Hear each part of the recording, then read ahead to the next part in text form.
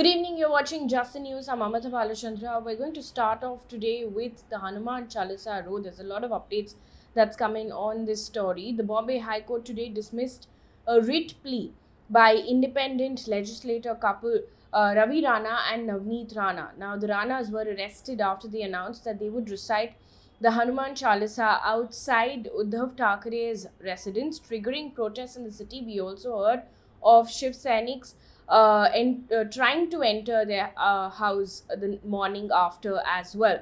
Police had filed an FIR under multiple sections of the IPC, including 124A and 153A, which is promoting enmity, and the Bombay Police Act was filed against the lawmaker couple. They also face another FIR under IPC section 353, which is assault or criminal force to deter public servant from discharge of his duty. Now, the Maharashtra government on Sunday invoked the sedition law against them. Now, taking a step further from this, there was an all-party meeting today that took place with the Maharashtra government, now saying that the centre has to come up with rules for the use of loudspeakers at religious places across the country. Now, the government said a delegation will go to meet the centre's representatives to discuss this issue. Maharashtra Home Minister Dilip Valse Patil has clarified that the state government cannot remove loudspeakers that have been installed at religious places, and only those people who have put up loudspeakers can decide on the issue. Moving away from the story now to Karnataka, after hijab controversy, a new row has erupted in Karnataka, alleging that a school in Bengaluru had taken an undertaking from parents that they would not object to their wards carrying the Bible to class. Now, Hindu Janajagriti Samiti today has accused the administration of Clarence High School in Bengaluru of making it mandatory for students to carry the Bible. Now, the school has given a statement. Speaking to ANI, the principal has said, and I quote, "We are aware that some people are upset about one of the policies of our school. We are a peace-loving and law-abiding school. We've consulted our advocates on this matter and we'll follow their advice. We won't break the law of the land," end quote. In the meantime, there's also remarks coming in from Karnataka Education Minister, who has said, and I quote, "No institute can force anyone to practice something which is against their religious practices. The department will take action if they have done so," end quote. An update now in the Lakhimpur Kheri case. Earlier, the Supreme Court had cancelled the bail granted to prime accused Ashish Mishra by a Lucknow High Court bench and had given him a week's time to surrender. So that has happened. Union Minister Ajay Mishra's son, Ashish Mishra, has surrendered at a court in Uttar Pradesh. 8 people, including 4 farmers and a journalist, had died in the Lakhimpur Kheri violence, which took place on the 3rd of October. Also in the news, Gujarat MLA Jignesh Mevani was rearrested in a new case today right after he got bail by a court in Assam. Now, he was earlier arrested in connection with an alleged defamatory tweet against Prime Minister Narendra Modi, while NDTV has reported that the police from Assam's Barpeta haven't clarified yet in which case Mr. Mevani has now been rearrested. Indian Express has quoted Mevani's counsel as saying that the sections he's been booked under are 294, 353, 354 and 323 of the Indian Penal Code, suggesting that Mevani had allegedly misbehaved or assaulted police officials while in custody. Now, his counsel has also told Indian Express, and I quote, "This is a completely false and fabricated case. We will now move for bail there," end quote. Meanwhile, in Jammu and Kashmir, 3 LET militants were killed after a brief gunfight in South Kashmir's Pulwama on Sunday afternoon. One of them was an LET deputy chief, according to the police. This was the second encounter in South Kashmir in less than 24 hours. Now, on Sunday morning, 2 militants were killed in an overnight gunfight in South Kashmir's Kulgam. Now, Prime Minister Modi visited Jammu and Kashmir on Sunday for the first time after the abrogation of Article 370.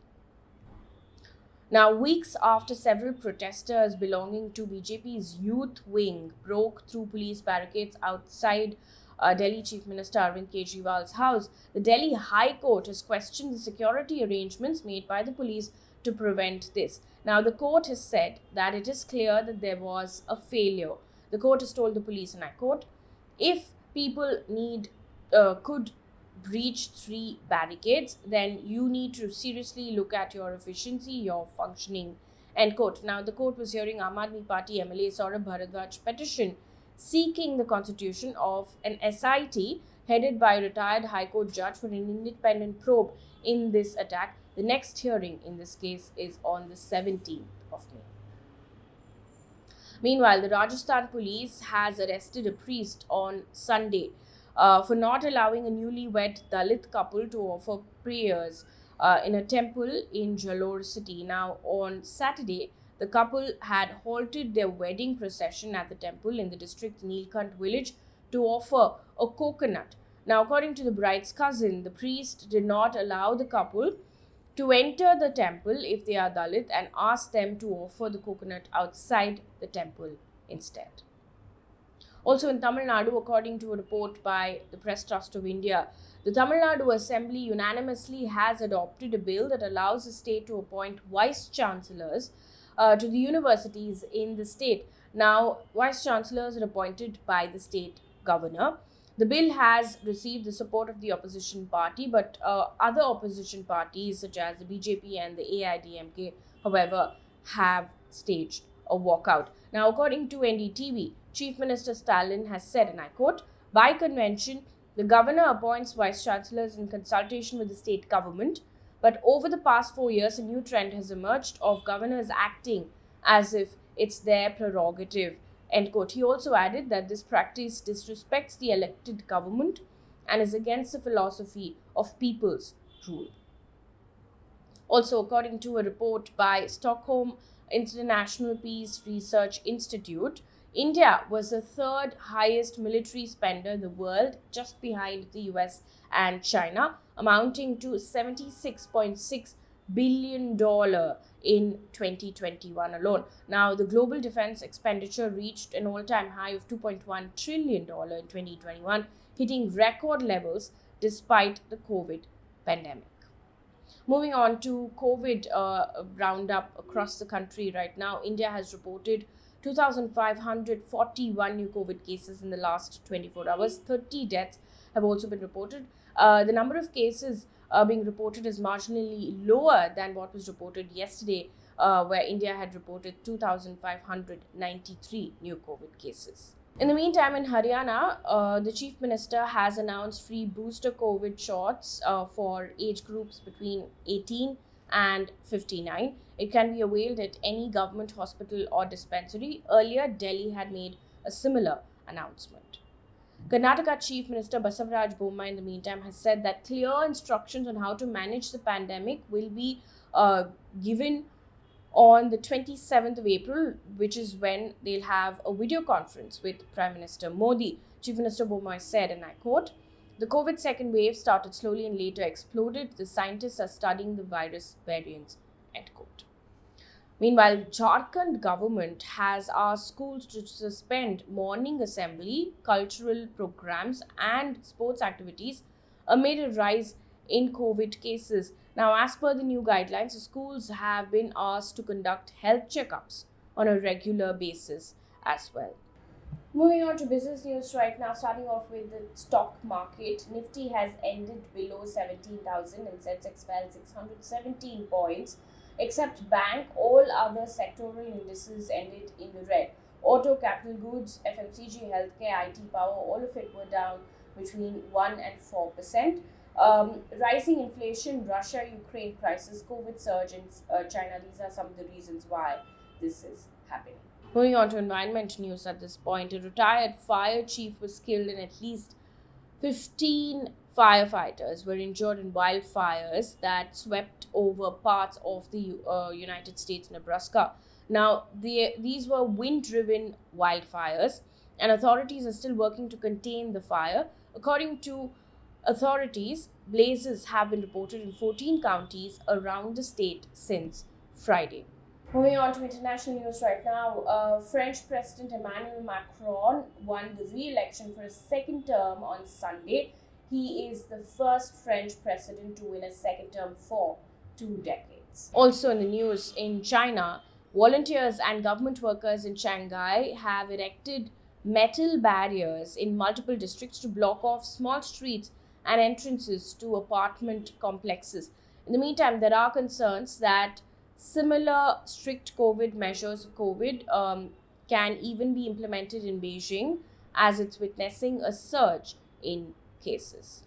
Meanwhile, it's been over 2 months since Russia has invaded Ukraine. According to Ukraine officials, 5 railway stations have come under attack in central and western Ukraine. At least 5 people have been killed after Russian rockets struck 2 towns in Ukraine's central region. There's also information that Russia has now said that it will suspend attacks on the steel plant in Mariupol to allow civilians to leave, but Ukraine has demanded written security guarantees instead.